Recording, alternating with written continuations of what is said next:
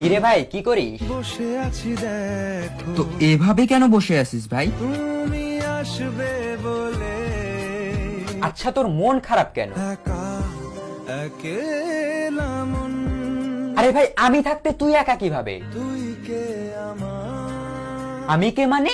আমাকে তুই ভুলে গেলি? না রে না ভাই তুই কি তোর লাইফে ভালোভাবে বাঁচতে চাস না? বেঁচে থেকে লাভ কি বল বেঁচে থেকে লাভ কি মানে?